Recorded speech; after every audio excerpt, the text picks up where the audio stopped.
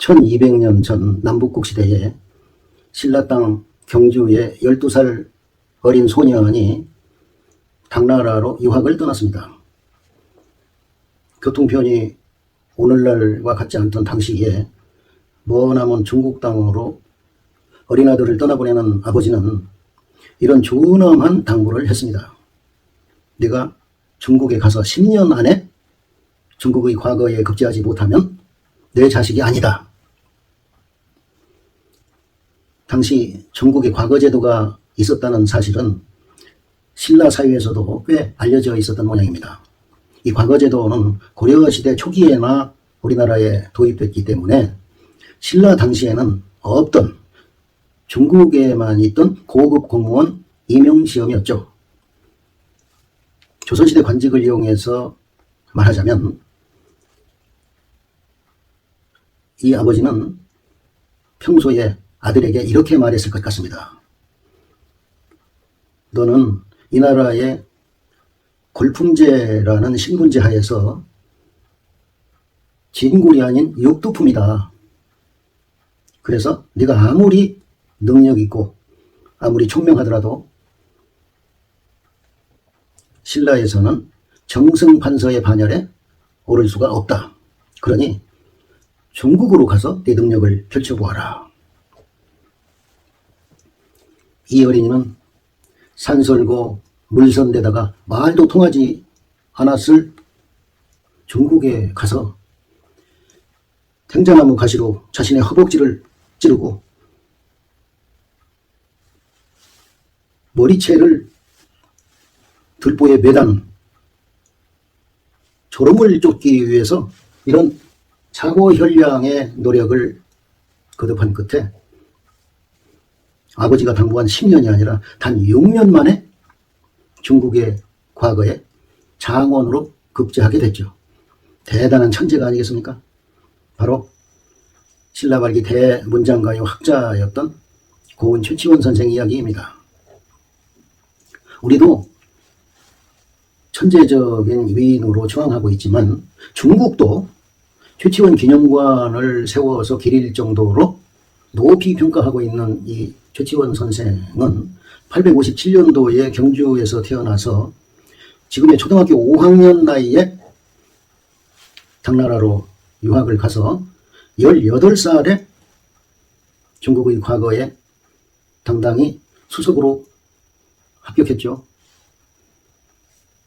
이 과거는 당시 중국에 와 있던 외국인들을 대상으로 한 빈공과라는 과거였습니다. 885년도까지 17년 동안 중국에 머물면서 공부하고 벼슬살이를 하다가 29살 되던 해에 신라로 귀국했죠. 선생의 아버지가 기회의 땅이라고 여겼을 이 선진강대국 당나라로 가서 문장가로서 이름을 드날렸지만 멸망을 30년 정도 앞두고 있는 이 당나라에서 자신의 역량을 마음껏 펼 수 없다는 것을 깨닫고 신라로 돌아오게 됐던 것이죠. 그런데 신라도 역시 멸망을 40-50년 앞두고 기울어져 가고 있던 상황이었기 때문에 신라에서도 자신의 역량을 드러낼 수가 없는 상황이었죠. 38때 나라를 일으켜 세울 방안, 요새 말로 시국 수습 방안이라고 할까요? 이 방안으로 시무 10조, 꼭 10조는 아니었을 것 같아요.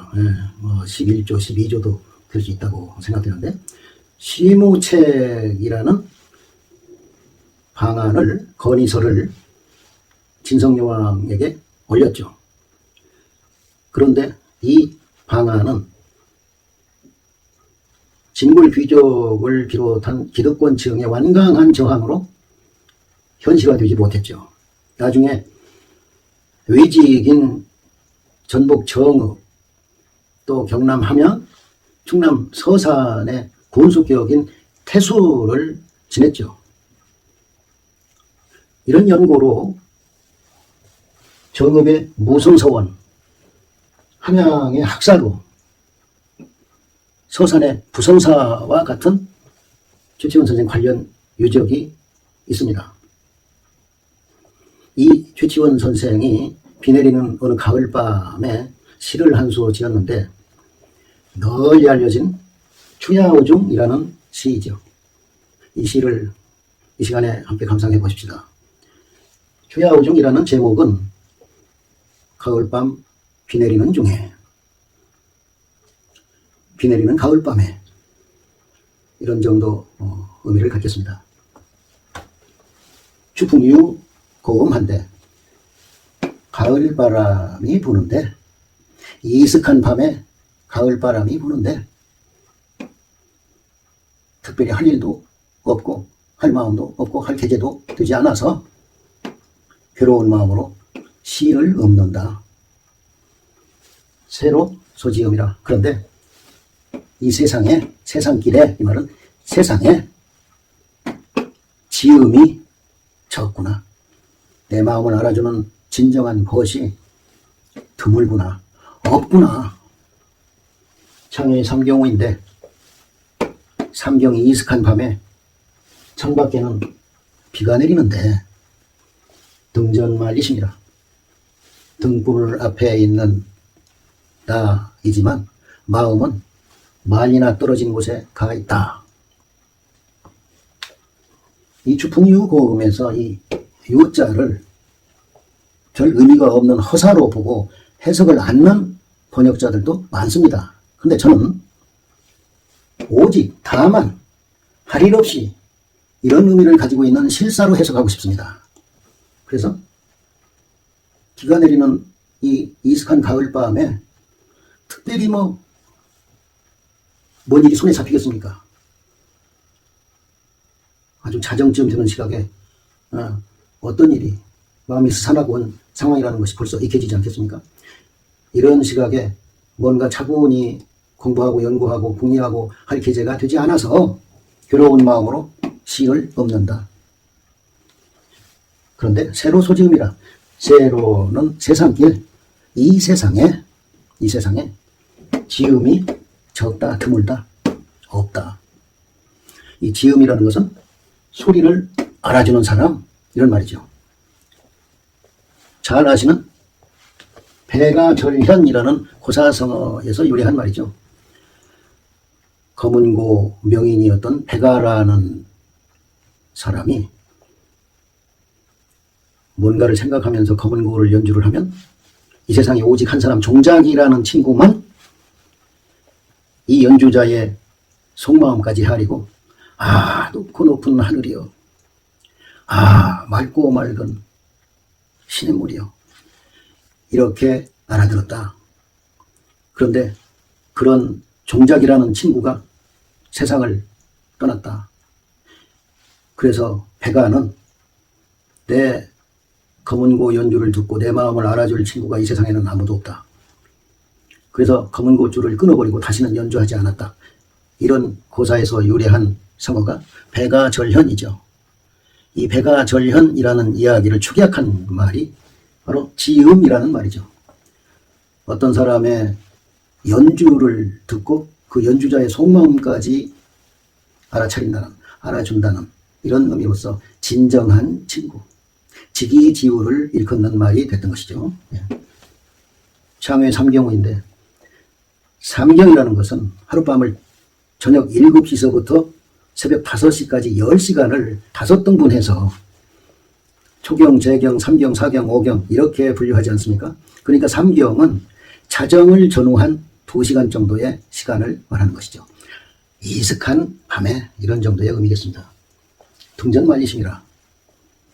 내 몸은 등불 앞에, 희미한 등불 앞에 있지만 내 마음은 말리나 떨어진 곳에 가 있다.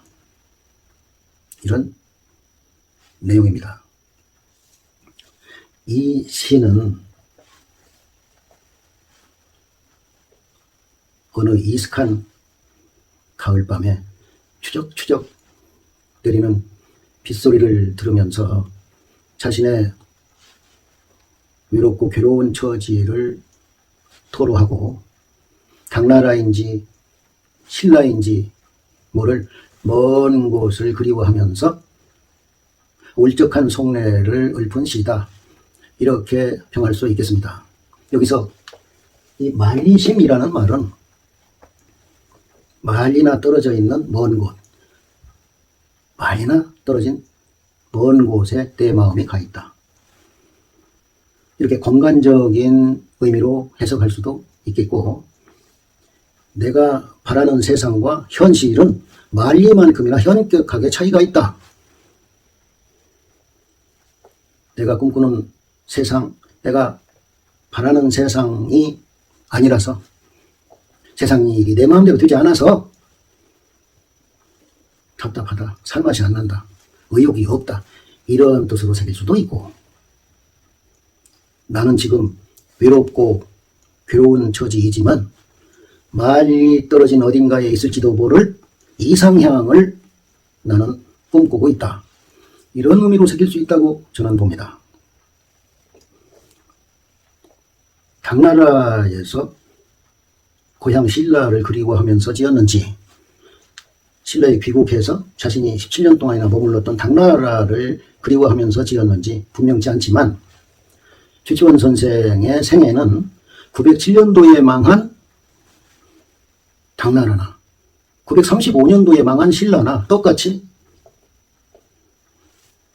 기울어져 가고 있는 상황, 멸망 일고 직전의 상황이었다, 이런 말씀입니다. 따라서 망하는 나라의 특징은 뭡니까? 공직자, 특히 고위 공직자들의 부정부패, 사리사욕, 이것 때문 아니겠습니까?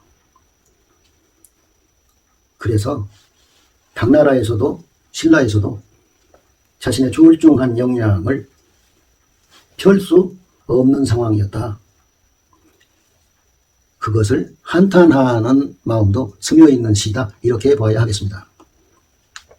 이 시는 정확히 몇 년도에 어디에서 지었다는 기록이 없고, 또 특정할 만한 단서도 없기 때문에 추정할 수밖에 없습니다.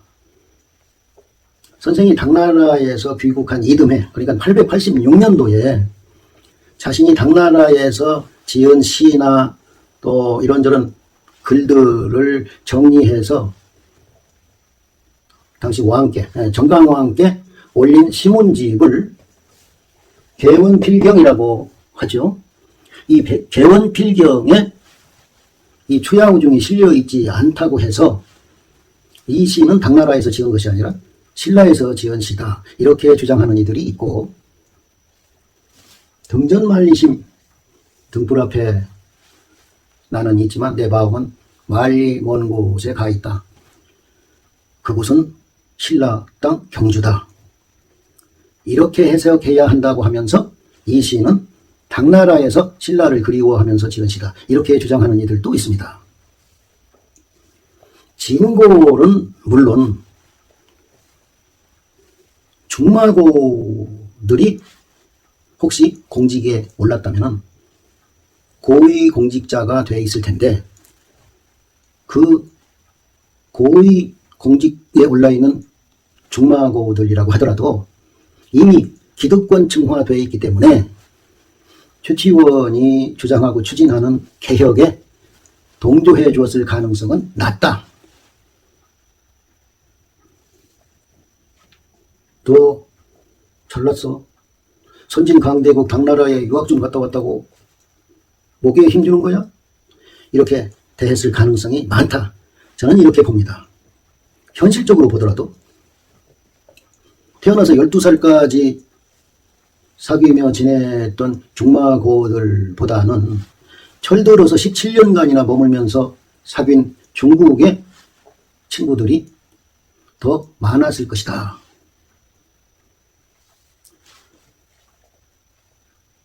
그래서 지우,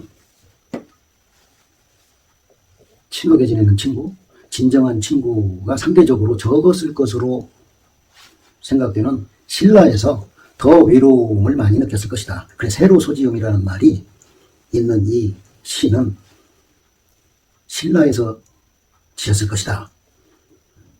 저는 이렇게 보는 입장입니다.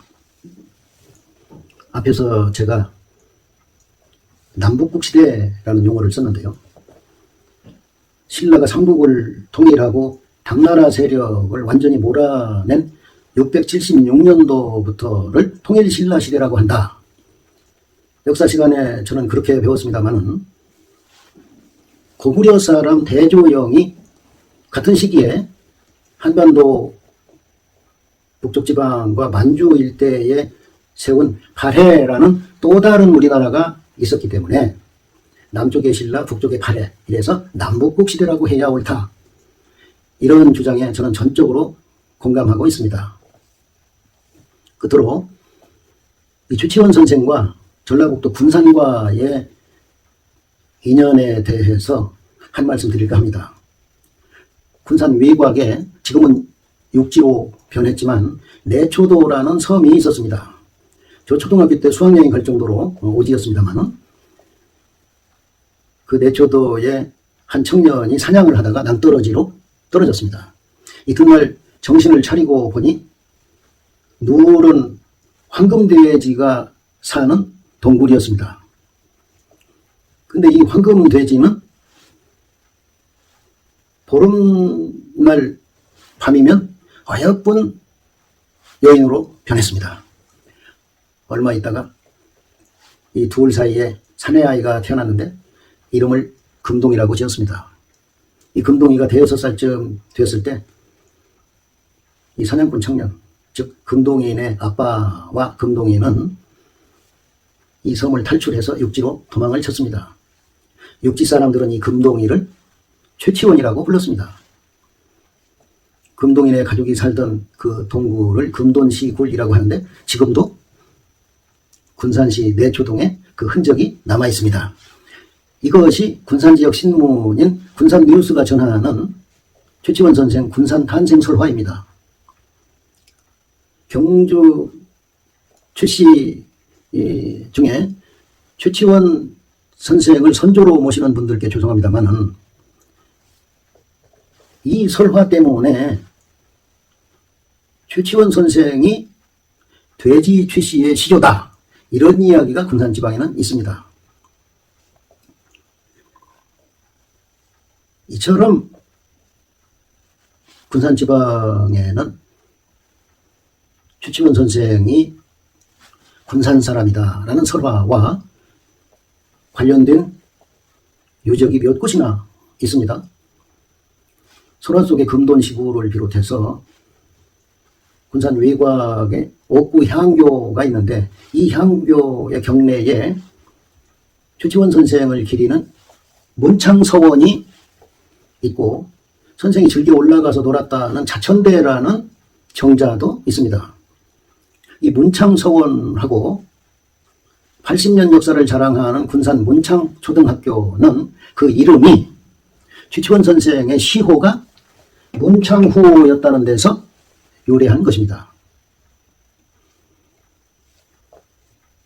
군산에 이렇게 선생 관련된 설화나 유적이 많은 것은 경주 사람인 선생이 아마도 함양을 거쳐서 경상도 전라도 접경지역인 남원시 인월면 인월리라는 동네를 통해서 군산으로 왔다가 군산에서 배를 타고 달기 울면 서로 들린다고 할 만큼 가까운 산동반도, 즉 당나라로 건너갔기 때문일 것이다. 이 말이 대단한 설득력이 있다고 봅니다. 여러분, 남북국 시대이던 751년도에 세워진 불국사의 다보탑, 석가탑, 청운교, 백운교, 그리고 석굴암의 부처님상과 같은 석조물을 만든 예술가들은 어디 사는 누구였을 것 같습니까?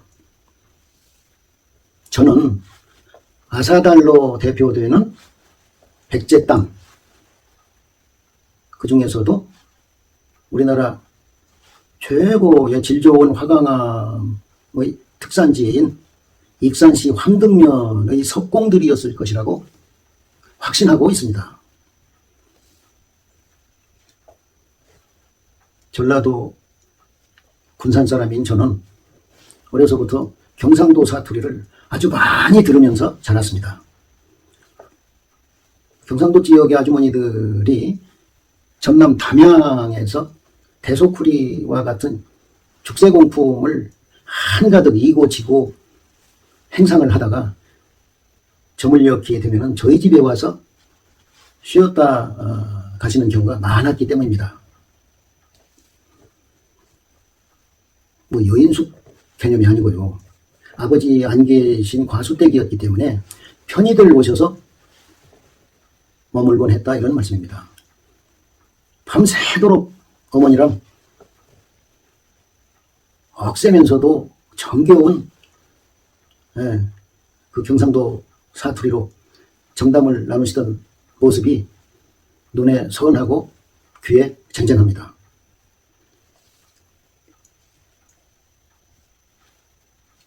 최치원 선생이 경상도 사람인데 전라도 군산에 많은 설화를 남기고, 또 해상왕 장보고가 전라도 땅 완도에 군사무역기지인 청해진을 설치하고, 전라도 사람 아사달이 경상도 경주에 가서 석조예술품을 만들고, 경상도 의령의 곽재우 홍의 장군이 전라도로 외놈들이 침략하는 것을 목숨을 걸고 막아주고, 경상도 아주머니, 전라도 아주머니들이 밤새 정담을 나누고 했듯이 서로 왕래하고 친숙했던 영호남이 이 시대에 와서 몇몇 철딱선이 없는 정치꾼들, 우리가 남이가 하는 따위 말을 하는 이 사리사욕에 눈먼 몰입애들 때문에 갈라지고 멀어지지 않았나. 안타깝고도 유감천만한 일이 아닐 수 없습니다. 오늘은 최치원 선생이 직위지우가 없음을 안타까워하면서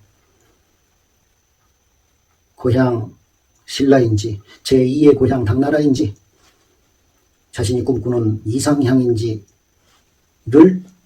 그리워하는 시, 자신의 포부를 펴지 못한 한탄이 어린 시, 추야우중을 감상해 봤습니다.